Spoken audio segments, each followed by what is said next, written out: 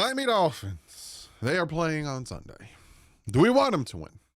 How can they win if we want them to win? If you don't want them to win, do the opposite of what I say in this video, because you know what's funny? They do the opposite of what I say in this video, and they've been losing. I'm not patting.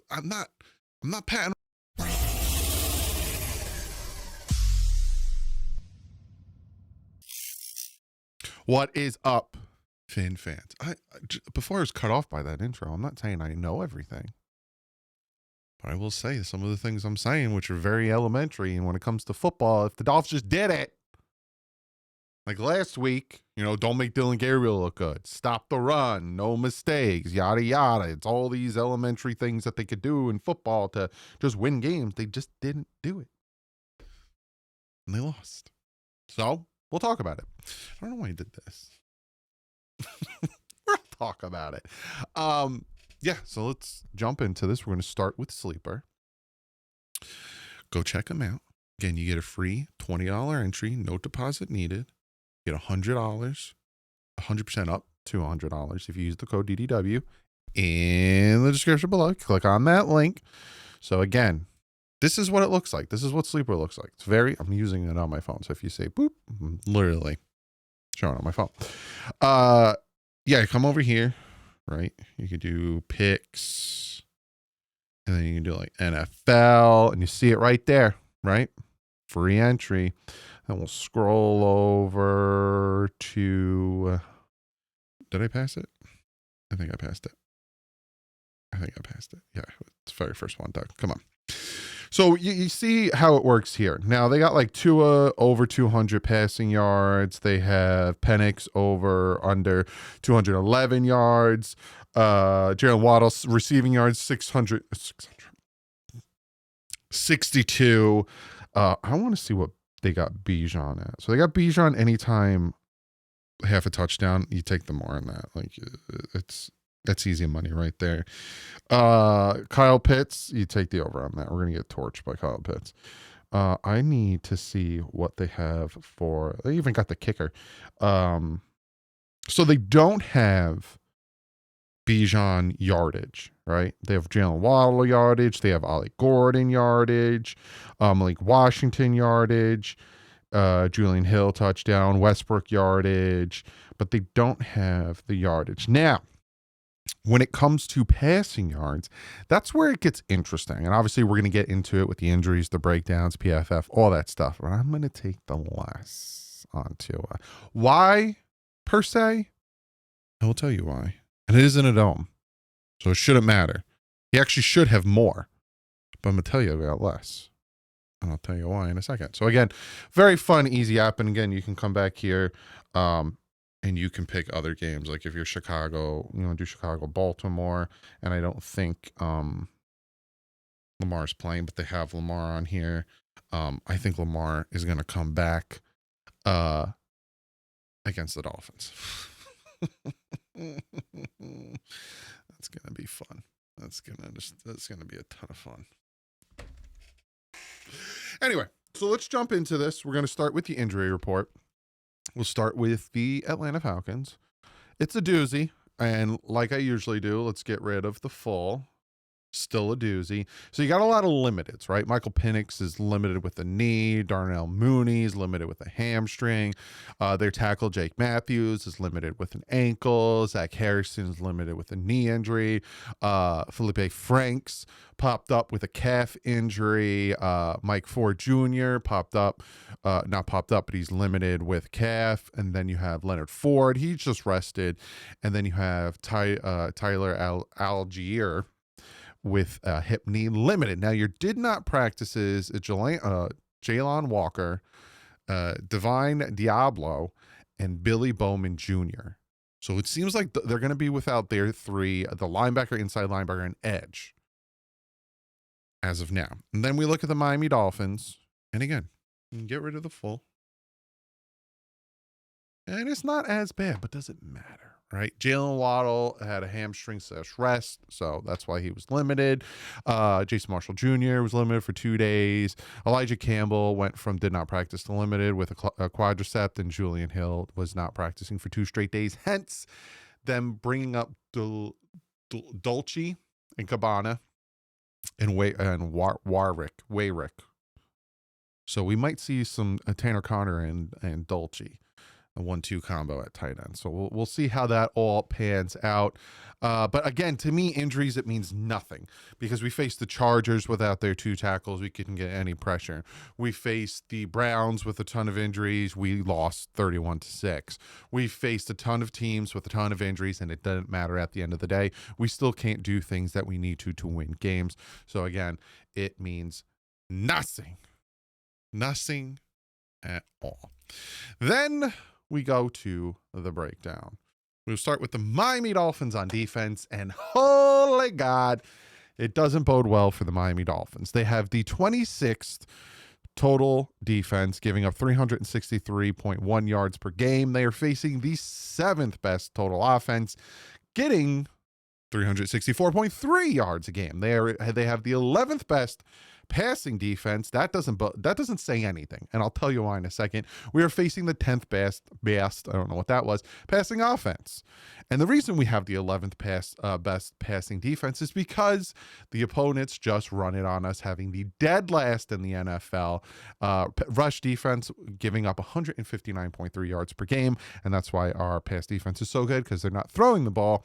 Facing the 4th best rushing offense with Bijan Robinson, 136.3 yards per game. Scoring, the Miami Dolphins are 29th, giving up 29.3 yards per game, points, not yards. Facing the 28th best scoring offense, only getting 18.3 points per game.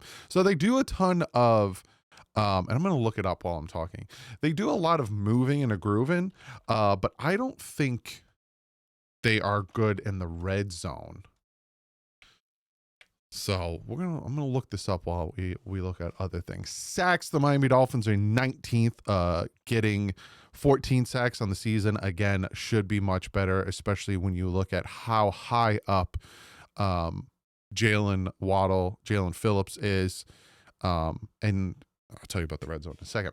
And we are facing the 5th best offense when it comes to giving up sacks, only 9 sacks. And then third down defense, we are 29th, allowing 46.4%, facing the 9th best third down offense, 42.3%. And we are 23rd in the NFL, getting 6 turnovers, and they are 9th, only giving up 6 turnovers. And like I said, when it comes to, if you saw, their yardage was high, but their scoring was low, they are the 29th best red zone offense, but they are the 32nd best red zone defense, which we will get to, meaning they give up a lot of scores in the red zone, but they don't score in the red zone, which bodes well for the Dolphins, because the Dolphins had that bend not break style of defense. Now the Miami Dolphins offense versus their defense. The Dolphins have the 27th best offense, 279 yards a game, facing the 2nd best defense in total yardage, 265.2 yards per game. 26th best passing offense, facing the number 1 passing defense. We are the 29th rushing offense, facing the 20th rushing defense. They give up yards there, but it don't matter. And that right there, if you're wondering, hey, why did you take the under when it came to Tua and 200 and something yards? He's going to be playing in a dome. That is why. He is facing the number 1 passing offense. Scoring, the Miami Dolphins are 25th on offense, scoring 20 points, facing the 8th best defense, allowing 20 points. Sacks, the Miami Dolphins are 19th, giving up 17 sacks. They are facing the 15th best defense, getting 15 sacks. Now, they dropped drastically. They were the number 3, I think, before the Browns game. Third down offense, they are now 13th. 40.5% third downs, facing the 16th best third down defense, 38.2%. And then giveaways, the Miami Dolphins are 29th with 12 turnovers, and that Falcons defense is 8th, getting 9 turnovers. And again, their red zone is 32nd. I'll tell you what the Dolphins is when it comes to red zones right now. I think their offensive red zone is actually pretty good. They're both really good. The Miami Dolphins offensive and defensive red zone rankings is good. Their offensive red zone ranking is 9th, 66.7%. Their defensive red zone is 8th, 51.6%. So they score in the red zone and they don't allow scores in the red zone, which might bode well for the Dolphins in this one. Might. Sorry to the podcast listeners. You're like, why was it just quiet for so long? I was swinging my arms around like a psychopath. I don't know about this team anymore. I just don't. It's a conundrum. PFFF, bum bum bum bum. That's what we're talking about right now. Again, PFF podcast listeners, we're doing PFFF. So, this is the Miami Dolphins offense facing that Falcons defense. Now, again, you see the grades here, and you're like, oh, our defense isn't too good. They're fast. They're fast and a physical defense. You saw the rankings. You saw where they're at with yardage and all that stuff. Again, not great in the red zone, but very good in between the 20s. And the Dolphins offense is just, it's falling apart. You have Waddle over here, who's the bright spot. You don't have Darren Waller for the next 4 games. Brewer is the 4th best center in the NFL. Patrick Paul has fallen. Outside of that, this offensive line isn't good. I'm hoping Jonah, there's a spark with Jonah. I banged my like, he was such a good prospect. And I know you can look at everybody's prospect ranking on the offensive line, specifically guards, and they had Jonah as a top 5.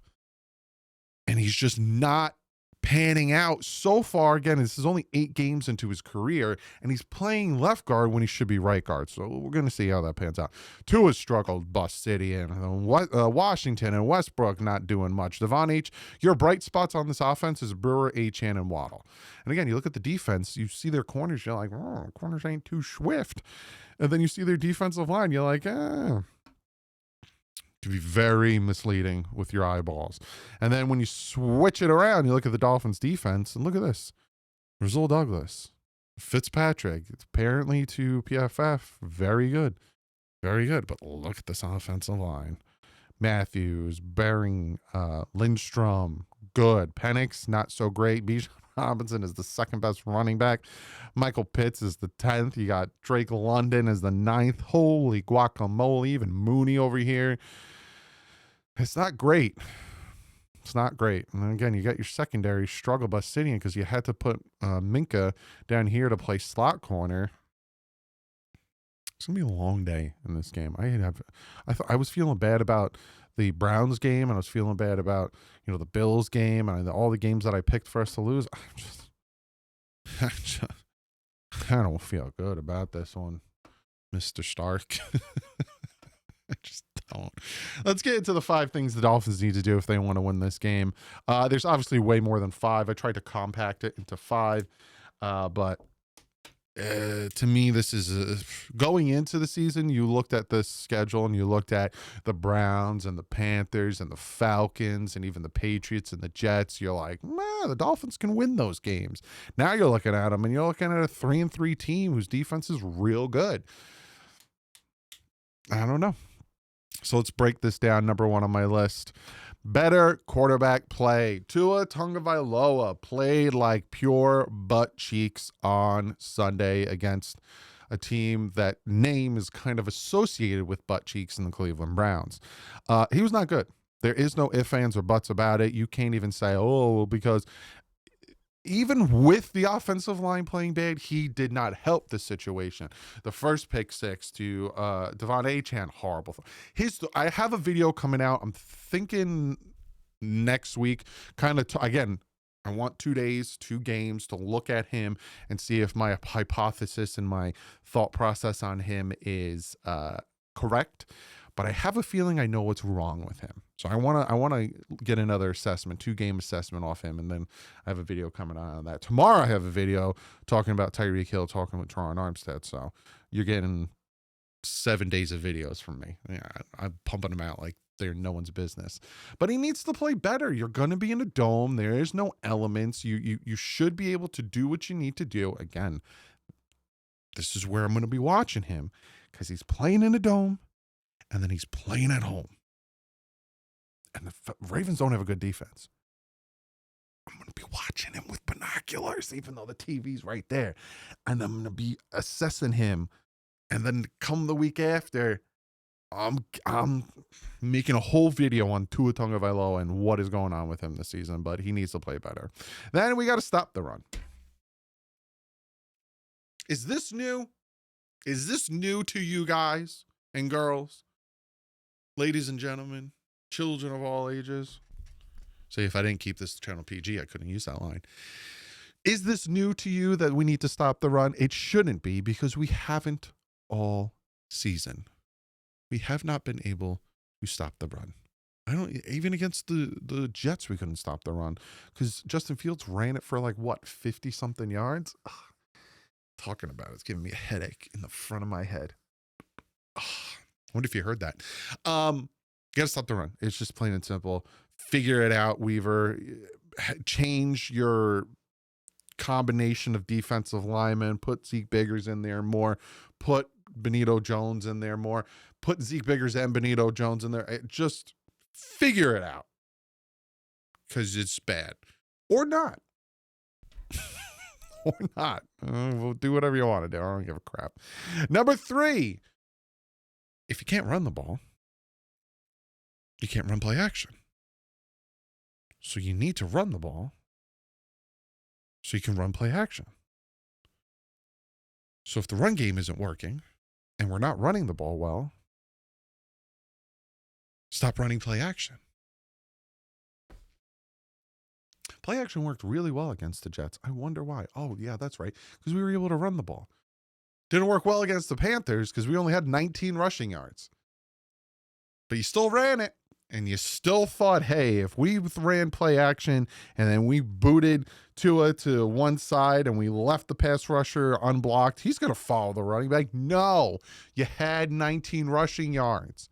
He doesn't give a deuce about the run game, and Tua consistently was under pressure. Consistently. If there's no run game, don't run play action. It's number 4, discipline.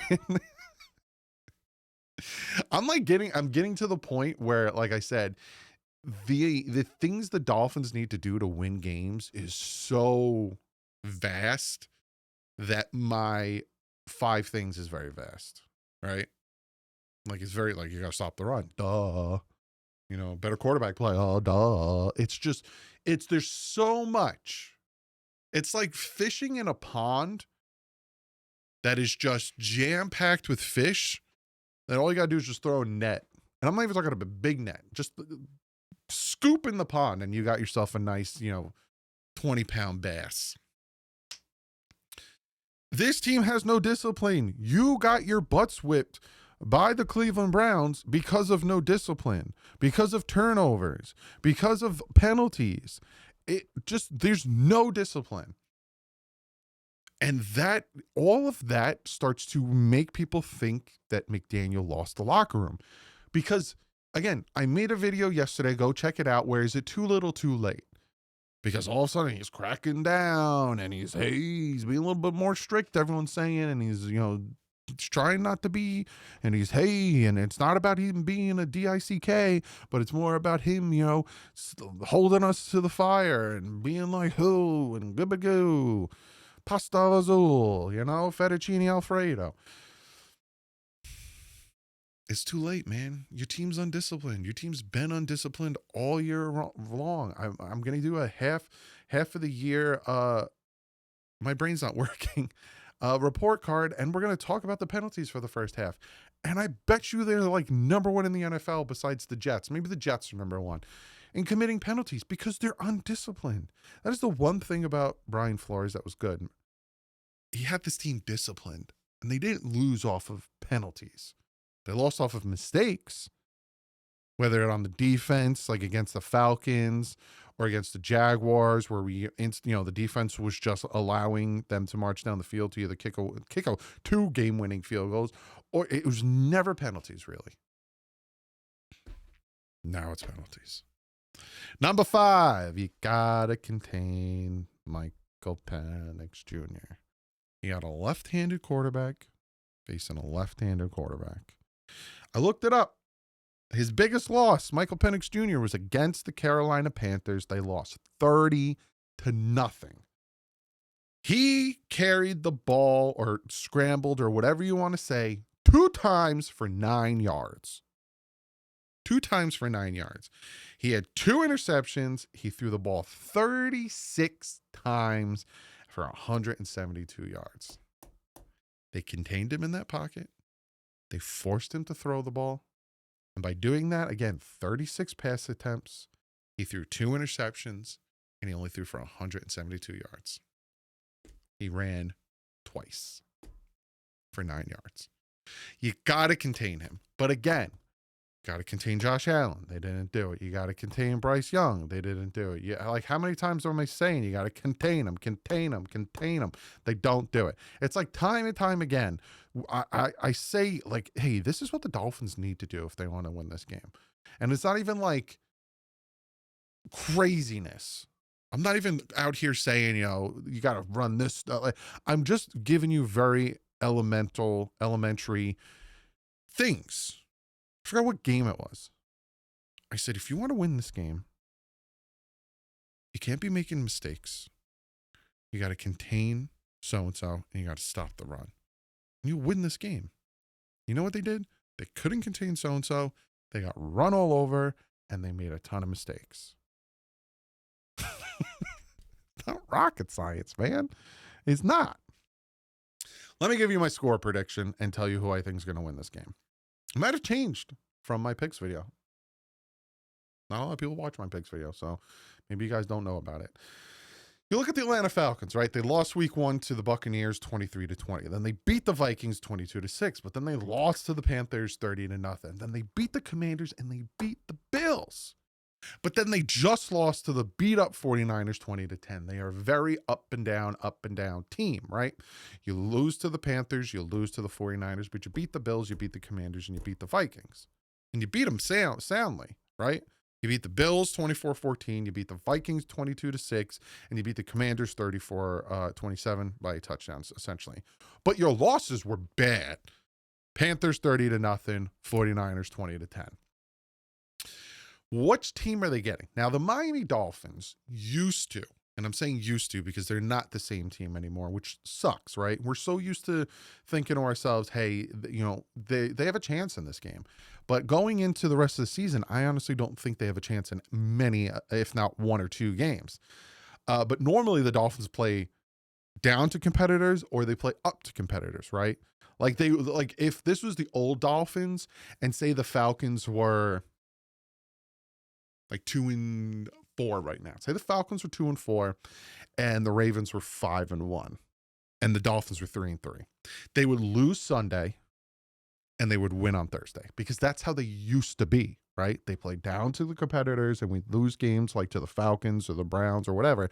But then we play up to competitors and we would beat the Ravens or we would beat the Chargers or we would beat these teams and everyone's like, they're not that team anymore. It's just they're not that team. So again, this game, it all comes down to can they stop Bijan Robinson? Can they contain Michael Penix Jr.? And can they not make stupid mistakes? And my answer to those 3 things is no, no, no. I have the Dolphins losing this one 27-10. I honestly think it's going to come down mostly to Bijan Robinson. I think if they stop Bijan, and he runs for 80 yards and 1 touchdown, I think they have a chance. But I think he goes off for at least $150 plus. And I think he has a minimum of 2 touchdowns. I actually think, and again, I don't know if he's playing. I did pick him up in fantasy. Tyler Algier, their backup, I think he gets a touchdown. So again, I need to find out about his health or not to see if I can put him in my fantasy game. But I think he gets some play time because this Dolphin rush defense is just pitiful. It's just absolutely pitiful, and there's nothing to go off on it. So I don't see them winning this game. I don't see them winning the next 2 games. Now, the Ravens game is interesting because Lamar will be back. But again, that Ravens defense is not good. It isn't good at all. And they've been like giving up a lot. to the point where like apparently they have like a ping pong table and this and that. They have the 32nd ranked defense when it comes to points and the 30th ranked defense when it comes to yards. They are 28th in passing, 26th in rushing, 28th in red zone, and 27th in third down. Their defense is bad, but I don't think you could stop Lamar.